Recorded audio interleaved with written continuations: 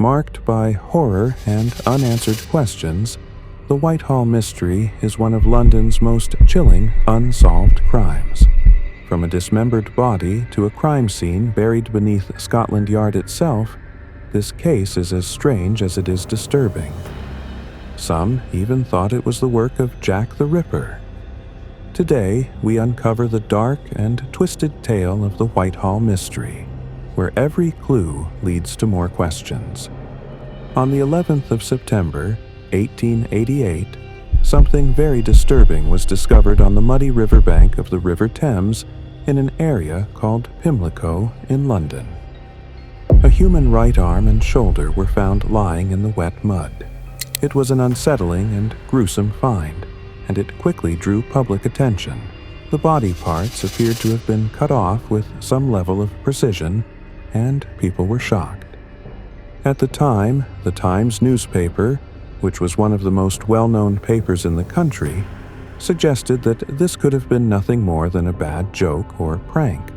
They believed that maybe medical students who were learning about anatomy might have taken a body part from their studies and dumped it in the river as a joke.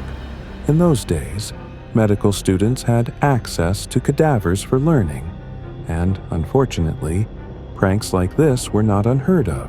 So, some people thought this was just another case of students being reckless and inappropriate. However, the situation grew much more serious when, almost 3 weeks later, more human remains were discovered, this time in a very different location and under very mysterious circumstances.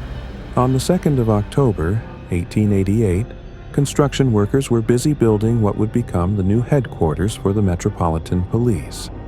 This new building was known as New Scotland Yard, and it was being constructed along the Victoria Embankment near Whitehall, which is in the Westminster area of London. During the course of the construction, a worker came across a strange package. When they opened it, they were horrified to find more human remains inside. It was the torso of a woman, and it had been hidden in a 3-month-old brick-lined vault, which was part of the cellar or basement of the new police building. According to Richard Lawrence, who was another workman involved in the project, he had last been inside that same vault on the 29th of September, 1888, and it had been unlocked at the time. He had seen nothing unusual then, which meant the torso must have been placed there sometime between that day and the 2nd of October, 1888. The torso had been carefully wrapped in a piece of fabric. Some investigators believed the cloth could have been part of a black petticoat, which was a kind of undergarment commonly worn by women during that period. It was also tied up with string, as if someone had deliberately packaged it in a certain way before hiding it in the vault. The way the body was handled and hidden made it clear that this was not a random act. The police immediately launched an investigation. A police surgeon named Thomas Bond carefully examined the torso and later confirmed that it matched the right arm and shoulder that had been found weeks earlier in Pimlico. This meant the two discoveries were parts of the same body, and it was no longer possible to dismiss the situation as a student prank. It was now clearly a murder investigation. Then, about 2 weeks later, on the 17th of October, 1888, another person joined the effort to locate more body parts. A reporter named Jasper Waring wanted to help solve the case. He asked for and received permission from the police to assist with the search. Waring brought along a Spitzbergen dog, a type of trained dog known for its strong sense of smell. With the help of the dog and a laborer who joined in, they were able to find yet another part of the woman's body. This time, it was the left leg, which had been cut above the knee and buried near the same construction site where the torso had been discovered. Even though they had now found the arm, shoulder, torso, and one leg, the rest of the woman's body was still missing. The head, the right leg, and the left arm were never found. To this day, no one knows where those missing parts went or what exactly happened to them. Because of this, the identity of the woman was never discovered. She remains a mystery, even after more than a century has passed. At the time, the infamous Jack the Ripper was also active in London. His brutal murders of women in the Whitechapel area had created widespread panic and fear throughout the city. Naturally, people began to wonder if these body parts belonged to one of Jack the Ripper's victims, or if maybe this was the work of another serial killer. Several newspapers even published stories suggesting a connection between the Whitehall Mystery and the Ripper killings. However, after looking into it, the Metropolitan Police officially stated that the two cases were not related. They believed that the method of killing and the handling of the body in this case were very different from Jack the Ripper's crimes. To better understand how the woman died, an inquest was opened by John Troutbeck, the coroner for Westminster, on the 8th of October, 1888. He and his team examined the remains that had been recovered. They were able to gather some basic details about the woman. They said she was of large build, meaning she had a strong or heavy body type, and she was well nourished, suggesting she was not poor or starving. They also estimated that she was about 24 years old and roughly 5 feet 8 inches tall.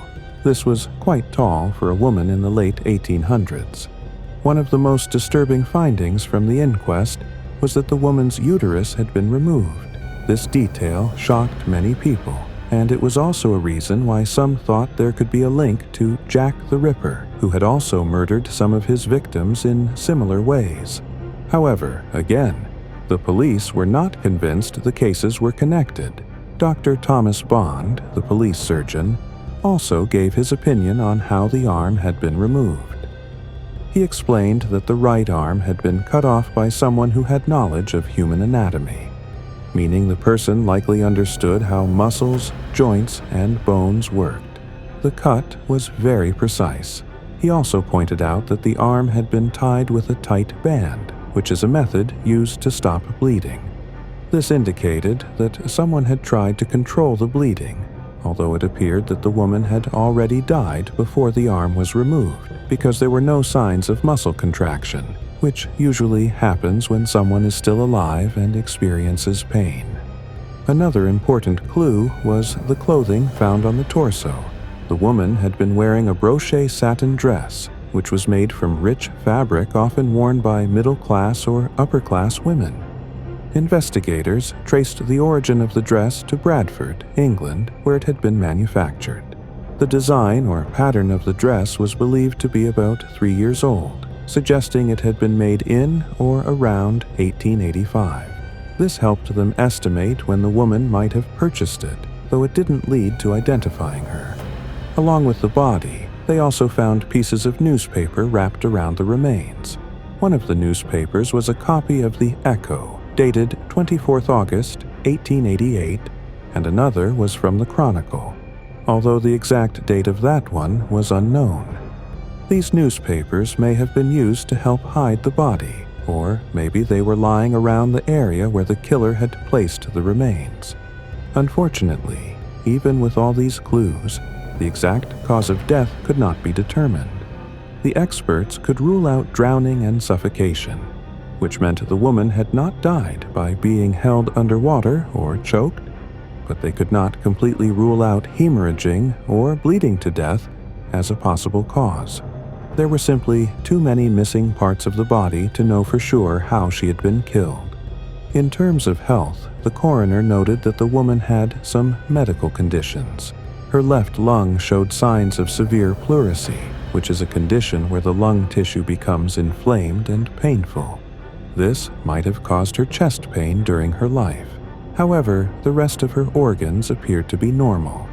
Her heart, right lung, liver, stomach, kidneys, and spleen were all in healthy condition, which supported the idea that she had been well fed and physically healthy before her death.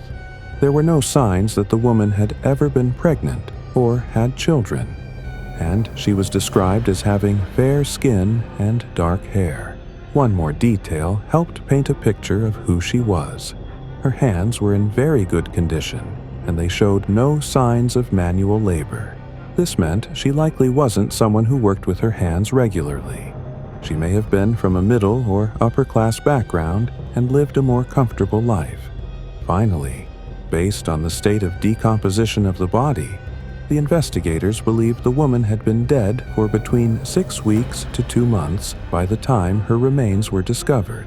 Even after all this evidence was collected, the woman was never identified. Her case became known as the Whitehall Mystery, and to this day, no one knows who she was, who killed her, or why. Even though the Whitehall Mystery was never solved, the story lived on in books, documentaries, and even games. In fact, this mysterious and chilling case became the inspiration behind a modern-day board game called Whitehall Mystery, which was released in 2017 by Fantasy Flight Games. In this game, players take on the roles of either the police detectives or the killer. The goal of the detectives is to work together as a team and try to catch the murderer before he completes his mission.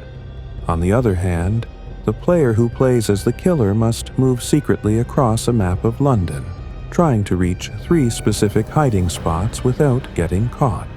It's a game of strategy, mystery, and deduction, just like the real-life case it was based on.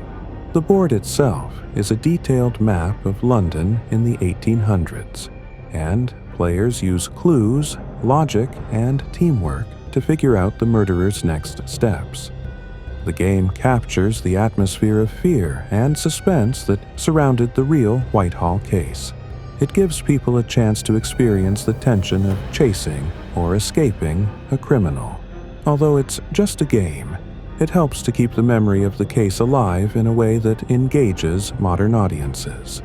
One of the most ironic and surprising facts about the Whitehall Mystery is related to the location where the woman's torso was found. That spot eventually became one of the most famous police buildings in the world, Scotland Yard.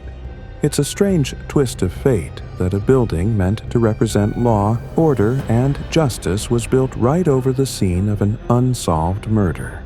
At the time of the discovery, the building was still under construction. No one knew that it would go on to become the headquarters of the Metropolitan Police, a place where countless detectives would work to solve crimes. Yet, beneath its very foundations, a horrible and mysterious crime had taken place, and it was never solved. This real-life coincidence has become a piece of trivia that surprises many people to this day. Eventually, Scotland Yard was moved to another location, but the connection between the Whitehall Mystery and the original site remains a haunting reminder of how some crimes continue to puzzle the world even more than a century later. It adds a layer of dark history to the iconic building and reminds us that sometimes even the best detectives can't find all the answers. Despite many theories over the years, no one has been able to say for sure who the victim was, who killed her, or why her body was left in such a shocking way. Historians, amateur detectives, and crime enthusiasts have revisited the evidence again and again, hoping to uncover some clue that the original investigators might have missed. But the truth remains hidden. The Whitehall Mystery is still considered one of the most chilling and puzzling unsolved crimes in London's history. The fact that it happened around the same time as the Jack the Ripper murders only adds to the mystery. Some people still wonder if there was a connection, even though police ruled it out at the time. With no DNA testing, no security cameras, and very few reliable witnesses in 1888, many important details were lost forever. Yet, the case continues to capture imaginations all over the world. People still talk about it, write about it, and even play it, thanks to the board game. The Whitehall Mystery remains a symbol of the unknown, the unsolved, and the unforgettable. It is a chilling reminder that not every crime has a clear ending, and sometimes the questions are all we're left with.